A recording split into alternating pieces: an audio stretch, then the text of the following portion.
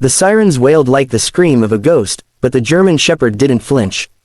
Blitz's eyes, sharp and unwavering, scanned the crumbling corridors of the abandoned Wing C of St. Marian's Hospital. Dust hung thick in the air, but beneath it, a scent, faint but unmistakably human, pulled at him. His handler, Officer Lena Rourke, gripped his leash, hard hammering as Blitz yanked forward with renewed urgency. They were supposed to be conducting a routine search and rescue drill. Nothing more, but Blitz had stopped cold outside the rusted door to the basement. And then he growled, a deep, warning growl Lena had only ever heard on the worst nights of her 7-year career. She had trusted him then, and now, they were about to uncover something no one was supposed to find. 10 minutes earlier, the call had come through dispatch. A baby's cry had been heard, on the frequency used only by emergency first responders, echoing from an old hospital that had been decommissioned for over a decade. It was impossible, and yet, the voice was real.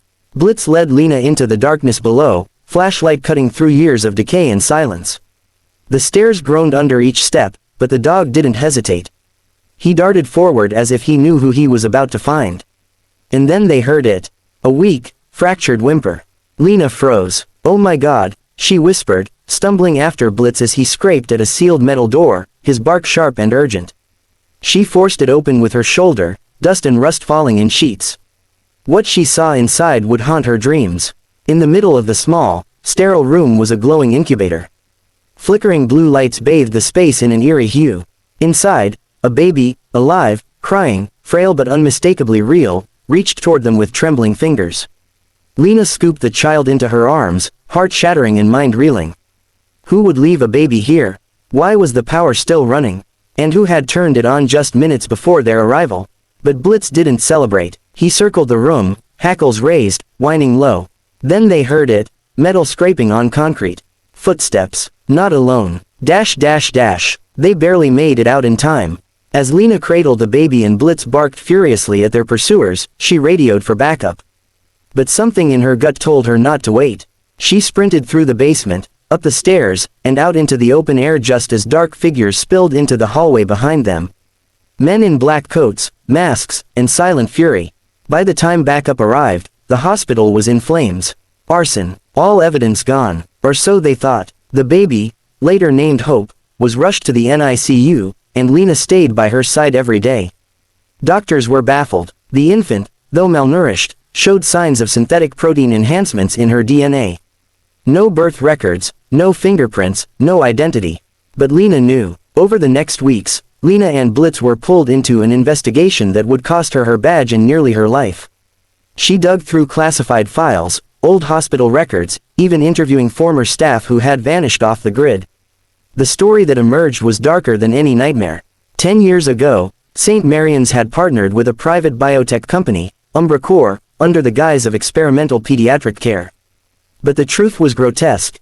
They were engineering children, infants bred in labs, spliced with experimental DNA, built to survive disasters, diseases, even war.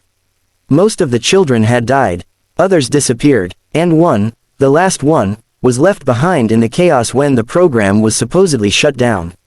Hope. Dash dash dash. The public didn't believe Lena at first. She lost her job, faced lawsuits, and even a quiet threat that Blitz would be taken from her. But she never gave up. She leaked what she had to a journalist friend, and soon the world knew. Outrage followed, protests, investigations, and eventually, justice. Umbracore was dismantled, its board arrested. And Hope, she thrived. The baby who'd been born in shadows grew into a fierce, vibrant child. Blitz never left her side. She was the only person besides Lena he would play with, nap with, guard like a lion.